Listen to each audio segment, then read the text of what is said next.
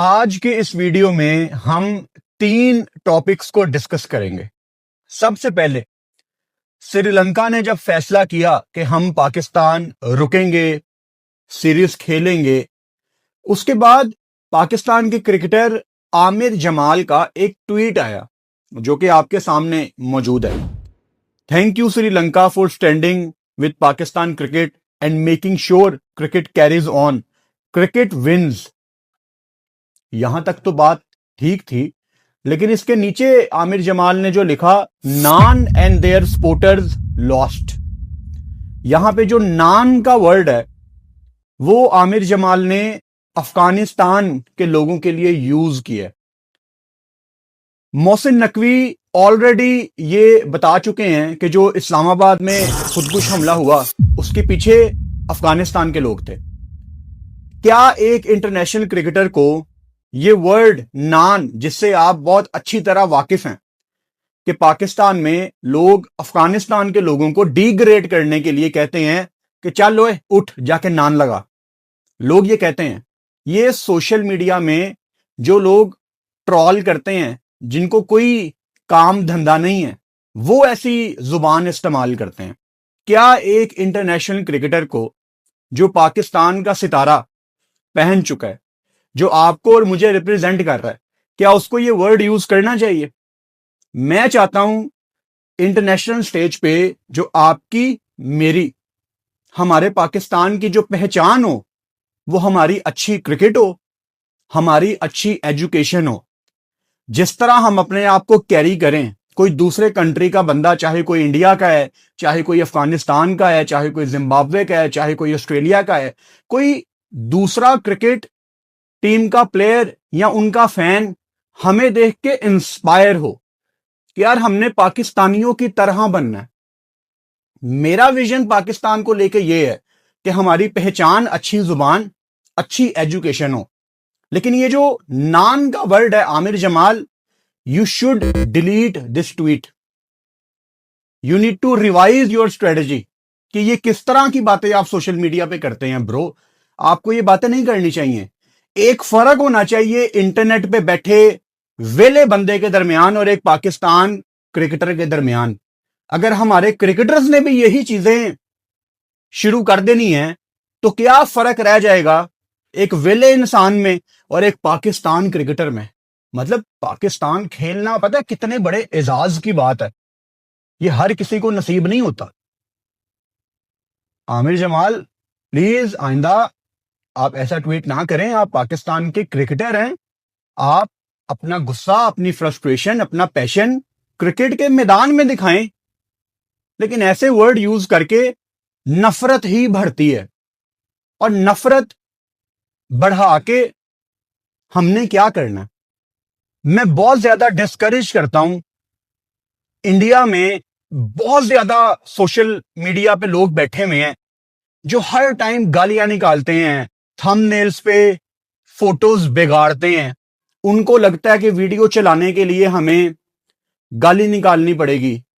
Unfortunately Pakistan में बहुत लोग उस रास्ते पे चल गए हैं क्योंकि वो आपको वक्ती तौर पे थोड़े से व्यूज, थोड़ी सी इंगेजमेंट, थोड़ी सी कामयाबी आपको दिखती है, लेकिन लॉन्ग टर्म में कुछ भी नहीं होता। वो slow and steady wins the race, ये तरीकाकार होना चाहिए। तो पाकिस्तान में जितने भी लोग हैं, चाहे वो क्रिकेटर हैं, चाहे वो सोशल मीडिया पे काम करने वाले हैं, आपको गंदे लोगों की तरह नहीं बनना यार। पढ़े लिखे बंदे हो आप, आपकी एजुकेशन, आपकी पहचान होनी चाहिए। तो एनीवेज, आमिर जमाल के इस ट्वीट को मैं बिल्कुल डिस्करेज करूंगा। ये पाकिस्तान की, मेरी, आपकी रिप्रेजेंटेशन नहीं है। हम लोग ऐसा नहीं सोचते। हम पढ़े लिखे लोग हैं, हम एजुकेशन से जवाब देंगे दुनिया को, हम बड़े बन के जवाब देंगे, अच्छी जगह जॉब्स करेंगे, अच्छे बिजनेसेस खड़े करेंगे और बड़े बन के दिखाएंगे दुनिया को। हमने ये सोशल मीडिया वाले लफ्ज नहीं इस्तेमाल करने, गंदे जो वेले लोग करते हैं। एनीवेज, जो दूसरा टॉपिक है, इंटरेस्टिंगली हम सारे पाकिस्तान सुपर लीग में कौन सी 2 टीमें आएंगी, हम सबको इंतजार था। तो कल पाकिस्तान सुपर लीग ने 6 नाम हमारे साथ शेयर कर दी हैं जो अब आपके सामने मौजूद है। हैदराबाद, सियालकोट, मुजफ्फराबाद, फैसलाबाद, गिलगित एंड रावलपिंडी। आपको पता है इस साल पीएसएल में 2 नई टीमें शामिल होनी हैं। अब इन 6 में से 2 टीमें नहीं आनी हैं। तो सबसे पहले तो मुझे ये बताओ कि इनमें से कौन सी 2 टीमें होनी चाहिए। अब मुझे पता है काफी लोगों के दिल टूटे हैं जो चाहते थे कि यार हमारे शहर की टीम होनी चाहिए, बट अल्लाह करे फ्यूचर में आपके शहर की टीम भी आए। लेकिन मैं भी आपको अपनी ओपिनियन दूंगा कि मेरे मुताबिक कौन सी 2 टीमें मुझे लगता है होनी चाहिए। सबसे पहले तो मैं जो नहीं होनी चाहिए वो आपको बता देता हूं। रावलपिंडी मैं इसमें से निकाल रहा हूं क्योंकि इस्लामाबाद पहले है, वो भाई बहुत करीब हो जाएगा। एक टीम इस्लामाबाद की है, वो पहले ही बेचारे स्टेडियम नहीं फुल कर पा रहे, इतने थोड़े लोग हैं, पता नहीं है भी है, क्रिकेट का इंटरेस्ट नहीं है, I don't know what's going on. यार कोई 16-17 हजार कैपेसिटी है पिंडी स्टेडियम की, दोनों वनडे मैच आप फुल नहीं कर पाए। तो रावलपिंडी तो खैर मुझे समझ नहीं आता क्योंकि इस्लामाबाद यूनाइटेड पहले ही एक टीम मौजूद है, तो रावलपिंडी तो मैं इसमें से निकालता हूं। दूसरी टीम जो मैं निकालूंगा ना इसमें से, वो निकालूंगा मुजफ्फराबाद। वजह यह है, मैं मुजफ्फराबाद गया हूं, मतलब मैंने कश्मीर देखा हुआ है सारा। मुझे इतना ज्यादा वहां क्रिकेट का पैशन नजर नहीं आया। होगा, मतलब मैं ऐसा नहीं कह रहा कि कश्मीर में लोग नहीं है, मुजफ्फराबाद में लोग नहीं है जो क्रिकेट से प्यार करते हैं, बहुत ज्यादा लोग हैं, लेकिन मुझे वहां पैशन नजर नहीं आया टू बी ऑनेस्ट। मैं कश्मीर प्रीमियर लीग में टीम थी जम्मू जानबाज, जिसमें शाहिद आफरीदी भी थे, साहिबजादा फरहान भी थे, मेहरान मुमताज भी थे, फहीम अशरफ भी थे, बहुत ही तगड़ी टीम थी वो। उसका डिजिटल मैं लीड कर रहा था। तो मैं कोई 15-20 दिन के लिए था वहां पे। यार एक मैच में भी मुजफ्फराबाद में शायद 1000 बंदा नहीं आया, एक मैच में भी। तो मैं बहुत ज्यादा डिसअपॉइंट हुआ। और ओवरऑल जो वाइब थी मुजफ्फराबाद में केपीएल की, मैं पता नहीं यहां से क्या क्या सोच के गया था, लेकिन वहां जाके किसी को परवाह नहीं थी कि यहां पे केपीएल के मैच हो रहे हैं। तो बहुत ही ठंडा माहौल था, तो मैं बहुत डिसअपॉइंट होकर वापस आया था। तो मुजफ्फराबाद मुझे लगता है कि ये भी यहां से कट हो गई। अच्छा, अब 4 रह गए हैं। अच्छा, यहां पे एक टीम शामिल कर लेते हैं जो मुझे लगता है कि होगी। Obviously that has to be Faisalabad, क्योंकि आपने फैसलाबाद को तकरीबन अनाउंस कर दिया। फैसलाबाद का अब मैदान भी आगे यूज होना है पाकिस्तान सुपर लीग में, तो ये चीज कोई लॉजिक नहीं बनाएगी कि फैसलाबाद में मैच हो रहा है और उनकी होम टीम ही नहीं है। और वैसे भी फैसलाबाद वुल्फ एक बड़ी फेमस टीम है डोमेस्टिक की, जिसको देख देख के हम बड़े हुए हैं। तो फैसलाबाद तो मुझे इनमें से एक टीम लग रही है। अब 3 टीमें रह गई और इन 3 में से हमने एक चूज करनी है, हैदराबाद, सियालकोट और गिलगित। अच्छा, इन तीनों में से एक और निकाल देते हैं।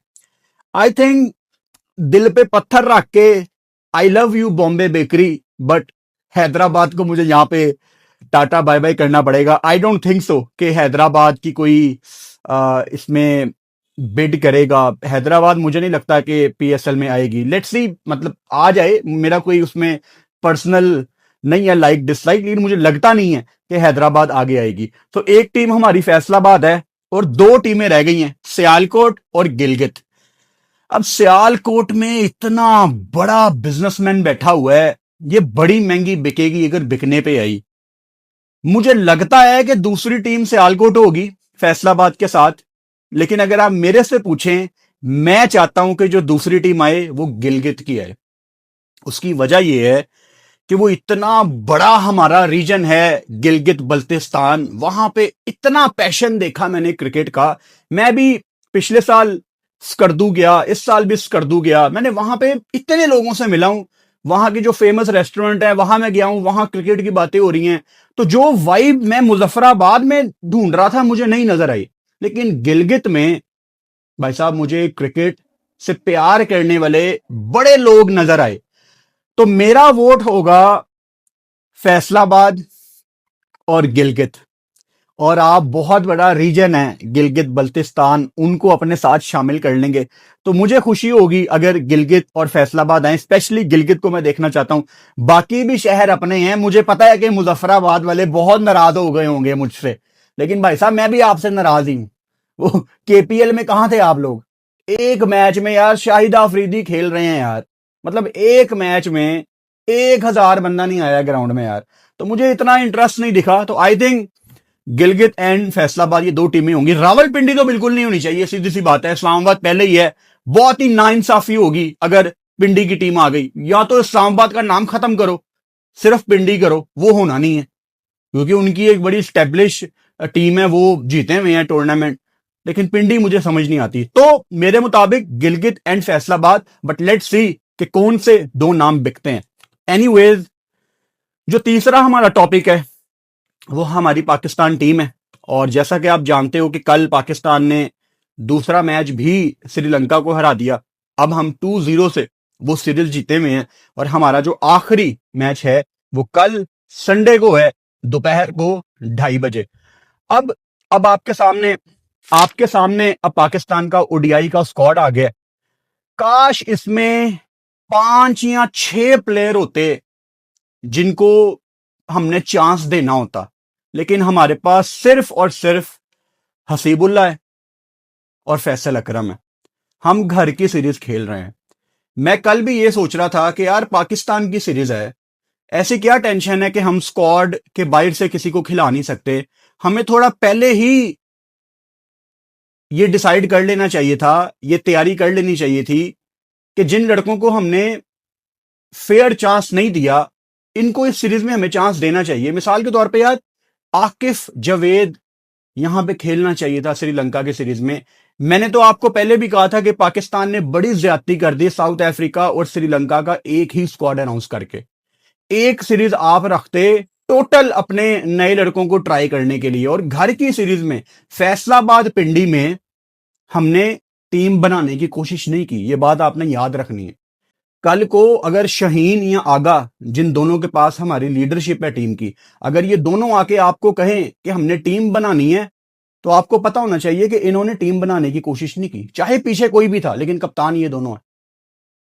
मतलब अबरार ने कल बड़ी अच्छी बॉलिंग की, लेकिन जहां हमने उसकी तारीफ की, हमने ये भी मेंशन किया कि काश यहां पे फैसल अकरम होता। देखो अबरार स्टैब्लिश बॉलर है पाकिस्तान टीम का, उसकी जगह को कोई खतरा नहीं होना चाहिए। वैसे तो ये पाकिस्तान टीम है, यहां पे किसी की जगह सिक्योर नहीं होती, लेकिन फैसल अकरम को मैं यहां पे देखना चाहता था। अब पाकिस्तान को हर सूरत कल हसीबुल्ला को खिलाना है।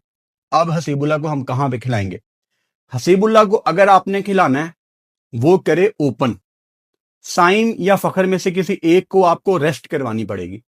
मैं चाहता हूं कि कल अगर हसीबुल्ला खेले तो विकेट कीपिंग भी हसीबुल्ला ही करे।